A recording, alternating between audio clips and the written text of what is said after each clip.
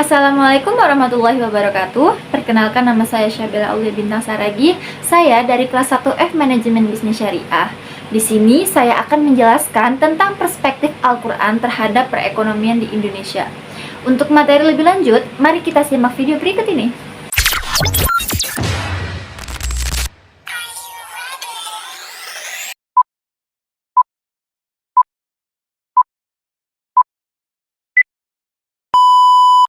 Al-Quran memberikan perspektif yang mendalam mengenai perekonomian yang bisa diterapkan dalam konteks perekonomian Indonesia. Dalam hal ini, dua ayat yang relevan dapat digunakan untuk menggambarkan prinsip-prinsip ekonomi dalam Islam dan bagaimana hal tersebut dapat diterapkan untuk meningkatkan kesejahteraan masyarakat. Sebagaimana yang terdapat di surah Al-Kahfi ayat 46 menyatakan bahwa harta dan anak-anak adalah perhiasan kehidupan dunia, tetapi amal kebajikan yang abadi adalah lebih baik balasannya di sisi Tuhanmu, serta lebih baik untuk menjadi harapan. Oke, kita sekarang masuk ke penjelasannya. Yang pertama ada perhiasan dunia.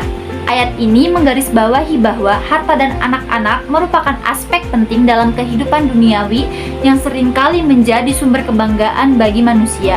Namun, keduanya bersifat sementara dan tidak dapat memberikan jaminan kebahagiaan abadi. Yang kedua ada amal kebajikan. Di sisi lain, amal kebajikan yang dilakukan dengan ikhlas dan sesuai dengan tuntunan agama memiliki nilai yang lebih tinggi di hadapan Allah. Amal ini akan membawa pahala yang kekal dan menjadi harapan bagi manusia di akhirat. Ini menunjukkan bahwa fokus utama dalam hidup seharusnya adalah melakukan kebaikan, bukan hanya mengumpulkan harta. Tidak hanya di surah Al-Kahfi, di surah Al-Baqarah ayat 168 yang berbunyi, "Wahai manusia, makanlah dari apa yang ada di bumi yang halal dan lagi baik, dan janganlah kamu mengikuti langkah-langkah syaitan. Sesungguhnya syaitan itu adalah musuh yang nyata bagimu." Dan penjelasannya ada di konsumsi halal. Ayat ini menekankan pentingnya mengkonsumsi makanan dan barang-barang yang halal dan baik. Ini menunjukkan bahwa dalam aktivitas ekonomi, kehalalan dan kualitas barang sangat penting untuk diperhatikan. Dan yang kedua ada menjauhi syaitan. Peringatan untuk tidak mengikuti langkah-langkah syaitan berarti bahwa dalam mencari rezeki, seseorang harus menghindari praktik-praktik yang tidak etis atau merugikan orang lain, seperti penipuan atau riba. Ini menekankan pentingnya integritas dalam bisnis dan ekonomi. Kedua ayat ini memberikan panduan moral dalam perekonomian. Dari surah Al-Kahfi ayat 46, kita belajar bahwa meskipun harta dan anak-anak memiliki nilai di dunia, amal kebajikan jauh lebih berharga di sisi Allah. Sementara itu, surah Al-Baqarah ayat 168 mengingatkan kita untuk selalu memilih jalan yang halal dan baik dalam semua aspek kehidupan, termasuk ekonomi.